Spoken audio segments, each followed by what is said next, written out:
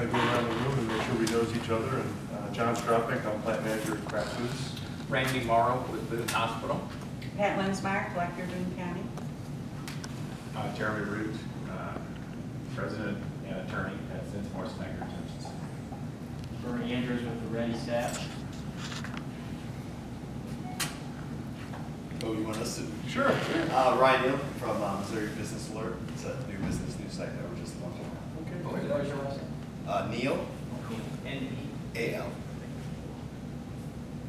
Carl Scott, Planning and Zoning Commission, Columbia. Jake Barker, Columbia Tribune. Dan Goldstein. No title. Very fresh, that's right. Would you like to introduce yourself? Like Eddie. Okay. Quick review of minutes. Without reading them through, any discussion on the previous minutes?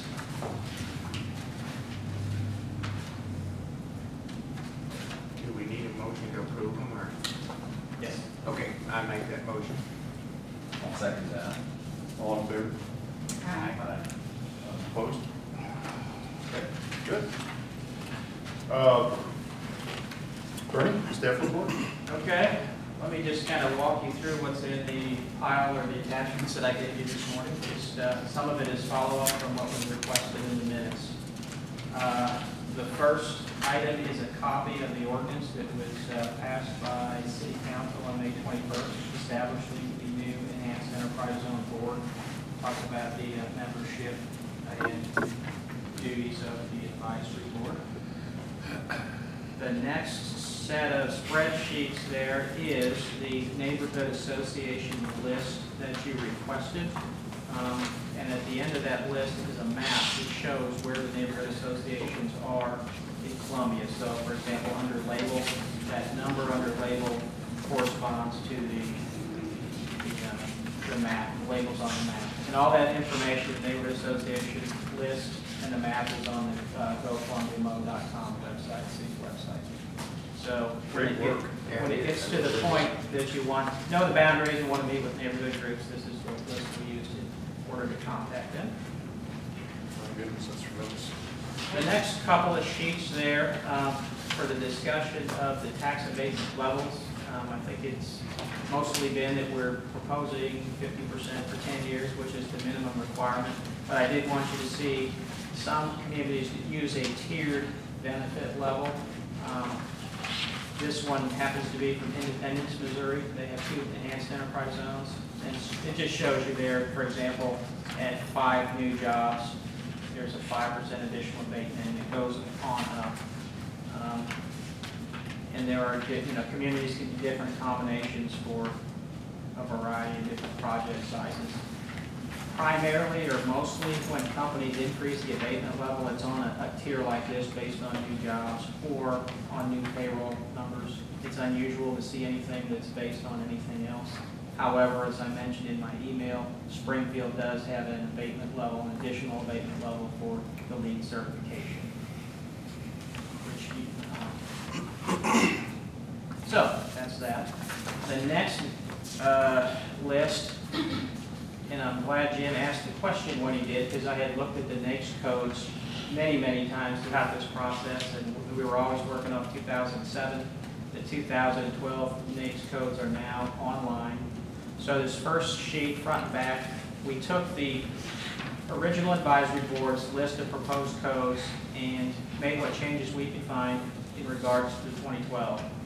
For example, under manufacturing, you excluded tobacco in your original list. There were I believe three NAICS codes.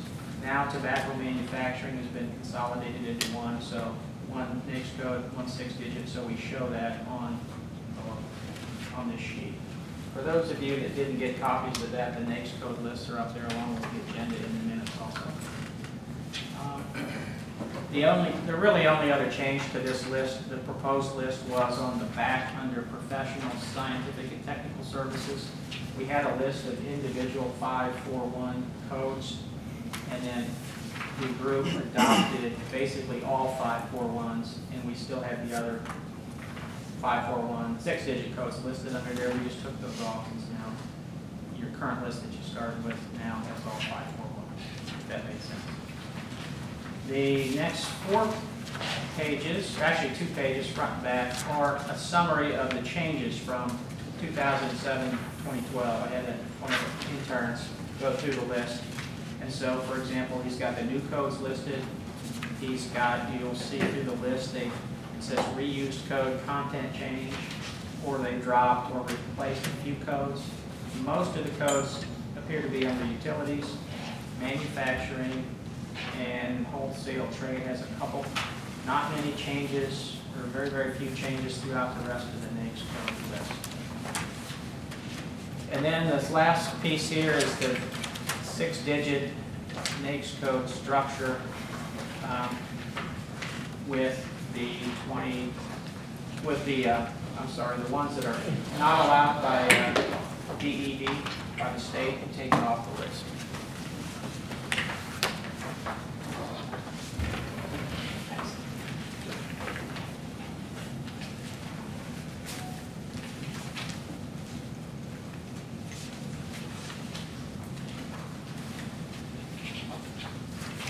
That is basically the packet that we have with the new information on there. We can make a few updates as we walk through some of the rest of the agenda if you want.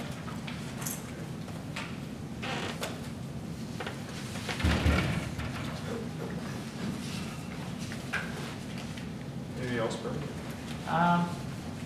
That's it. I could mention these maps now or later, whenever you Why want. don't you go ahead? Okay.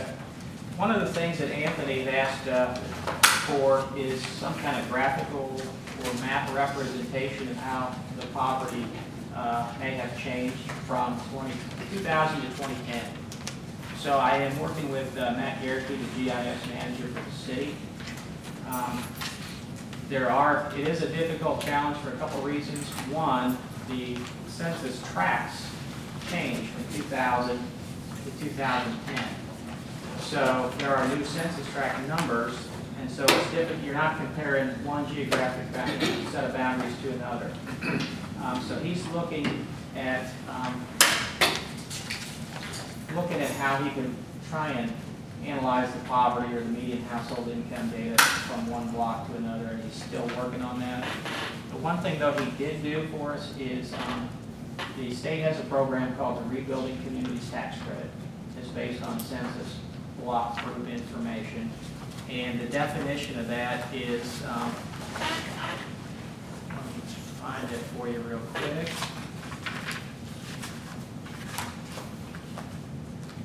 I believe it's 70% of the population is below the median household income. I'll find that in my book in just a minute. But we had a map for 2000, and it's this map that is outlined in red. That was the area of 2000 to qualify, the census block groups to qualify. Just to clarify, so I understand 70%, your perspective is you think 70% of the median household income, or 70% of the residents are below the median household income to be in the red? Yes, I'll read it to you exactly what it is, but the definition is the same from 2000 to 2010. This is a DED program. So they have provided their lists of eligible census block groups for 2010, and so Matt Garrity mapped that for us to show the difference. So right now you can see that the red, this is 2000, this is 2010. It's a much larger area. It includes, looks like it includes just about all the area that was in red, and now goes up to the Route B area all the way up here to, looks like HH, and it also goes a little bit to the west. So if you, this basically does compare apples to apples under the same. How do you define median income? Median income of Columbia or median income of the state, or? Well, each program uses a little bit. I mean, for example, CDBG uses a different, I guess if you will, a poverty measure from other programs.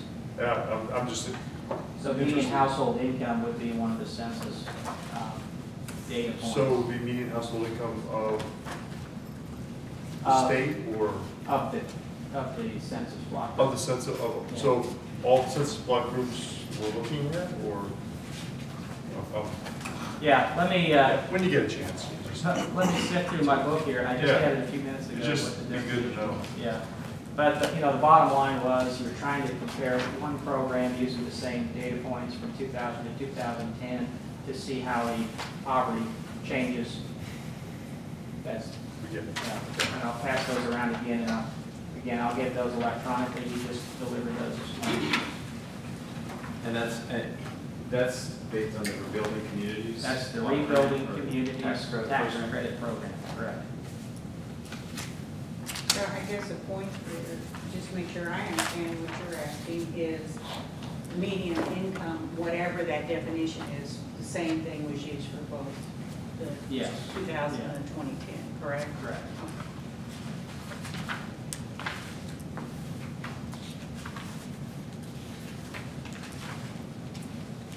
Okay, what's outlined on that map is what is off their definition as a distressed area.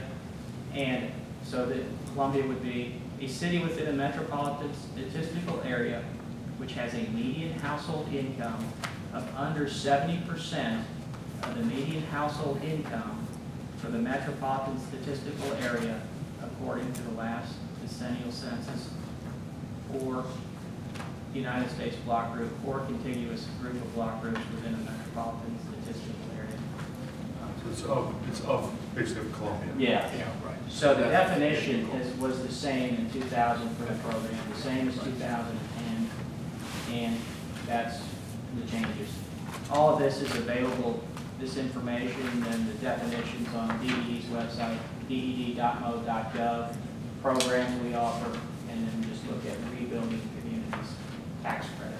I'd be happy to send the link to the board to do your own analysis. And the metropolitan statistical area did not change between 2000 and 2010, do we know that? To my knowledge, Because they do change with each census, and I just wondered if that changed. believe the MSA is staying the same. Okay. And that's comparing block group to block after block group. Pat, can you clarify your question? The geographical boundaries of the metropolitan, yeah, Okay. that changes with each census. It can get bigger, or it can get smaller depending on what else is going on, and I guess we just need to know if it's staying the same, so that I think we're comparing the same areas here, but in case there's a question, I think I'd like to be able to answer that. We are for sure. But we are comparing the same statistics. The boundaries, Right, right, I mean, right. you know, the boundaries may have changed a little bit, but it's the same concept, 70% of what's in there. Your Right. question is, how much has that It changed? is it bigger? Is it 70% of a bigger area or not? Yeah. Does that make sense? Yeah. And so what we see there in red are block groups within the broader metropolitan statistical area of Columbia and surrounding, which is, you know, bigger than, I don't know exactly where they include, I don't know if Ashland, it goes down to Ashland or where it goes to, but wherever it goes, the areas in red have a household income that is 70% or less of the median. Median household income of under 70% of the median household income for the MSA. So the MSA would, hypothetically, the MSA has a median household income of 50,000, say. The areas in red would be would have a household income of 70% of that. And that may or may not be above or below the poverty threshold that is necessary for this program. Right? Right. Okay. That's my It's just understanding. another way of looking. Yeah, no, and I appreciate very much the effort to give us a graphic representation of these data and what they show and how they've changed over 10 years. And I guess my point is only that those are not necessarily equivalent to the poverty numbers that we need for this program. It's a helpful guide to show us how our community is changing according to the measure that it's using. But the 60% poverty is different than 70% of the median household income. Sure. Is all, that's, Right. And that's why if that data was all, the EEZ is 60% of the residents are below 90% of median household income. So if that data was readily available, we could easily just map the two right now, but that's the point. It's just not readily available to map those changes yet, so that's the closest. right. So I'm just trying to understand what this might be telling us.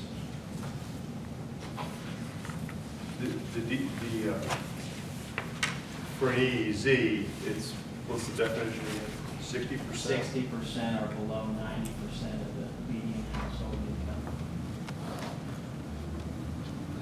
60% are below 90%. This is saying this is 70% or less. I mean, there's a So- number of different programs, and for example, CDBG, Community Development Block Grant is, I believe, 80%. I need to verify that. I'm trying to just, so if I were to look at this, and, I'm trying to make an assumption, maybe it might be a right or a wrong assumption, that actually the EEZ would look, if you were to put the EEZ zones, would look even worse than this.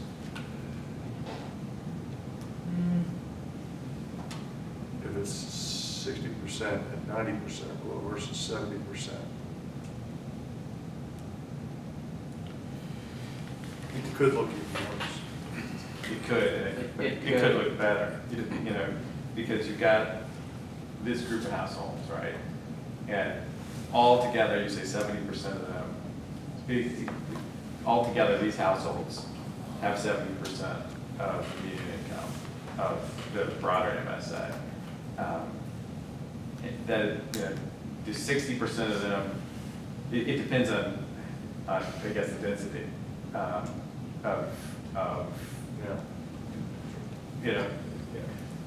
Some could be at the 90th percentile. right.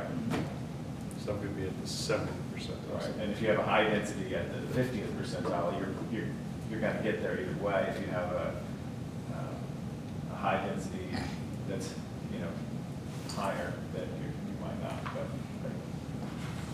So I guess, there's many programs. There's New Markets Tax Credit, there's CDB, Community Development Block Grant, there's the SBA Hub Zone, there's the EEZ, all based on basically poverty or income data.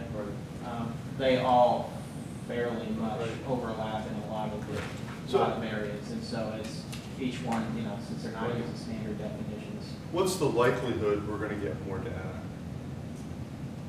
I mean, I'm just trying to think, is this the best we're going to get at this point in time? Or is there more data that we think we can Probably, get? from the GIS manager, probably the best we're gonna get some estimates until DED comes out with their new program data. Okay. Well, great work. Anything else, Brian? Go ahead. Okay, next on the agenda is discussion of abatement levels. Just we'll open it up for discussion. I would move that we table this discussion simply because we don't have the Board of Education representation here today. And I think this is one of their biggest issues. I think that Mr. Witt definitely needs to have the district court issue with this because it directly affects his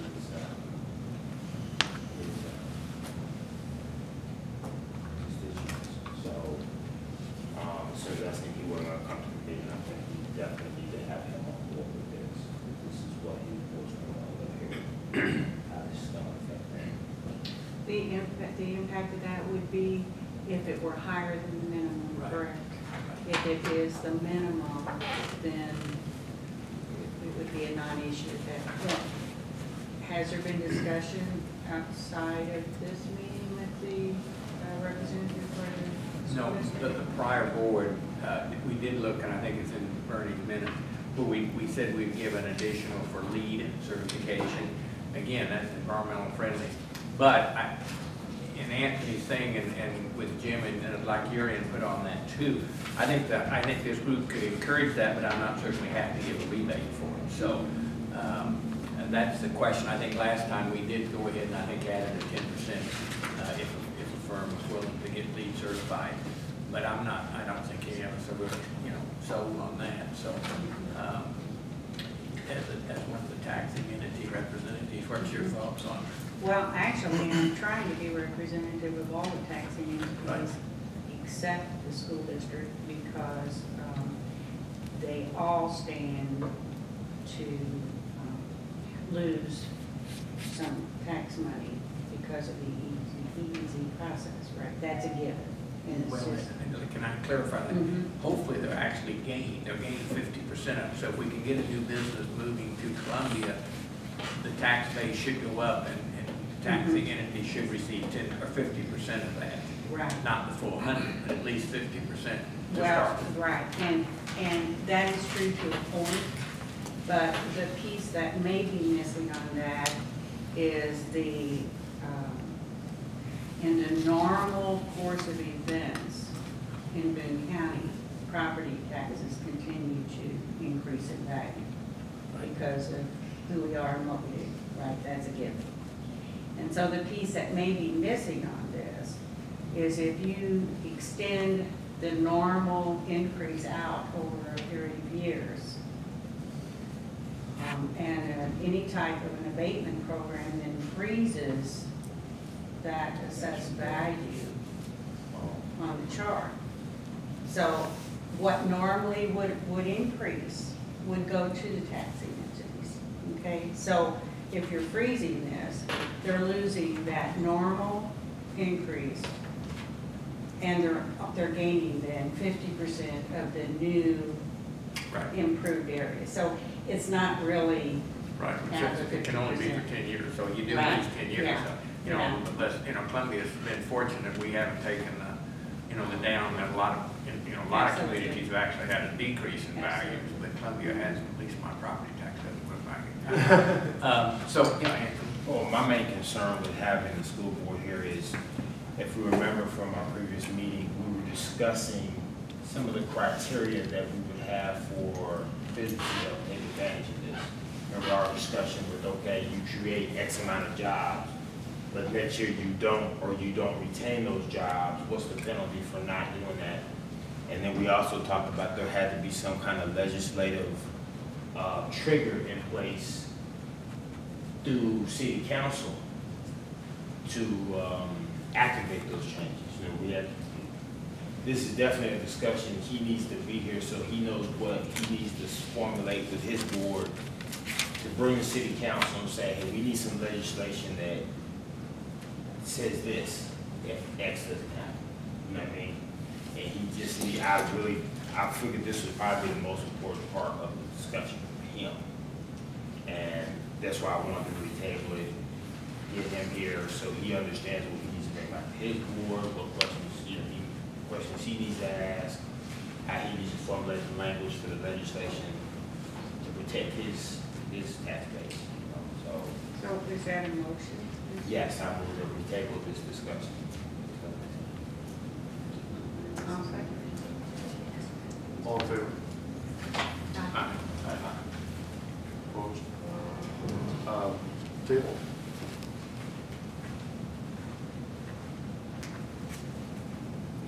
Review and discussion of eligible businesses by annex codes. If I recall, we were to come back today with any businesses we would like to recommend would be excluded. I have a question on one of the codes, and I think it's because I really don't know. But retail is excluded statutorily, is that correct? Or is that, That's excluded. is that statutorily or is that a policy? Do we know? It really doesn't, it's immaterial to my question. But if you're looking at code 311811, it's titled retail bakeries. Is that just out of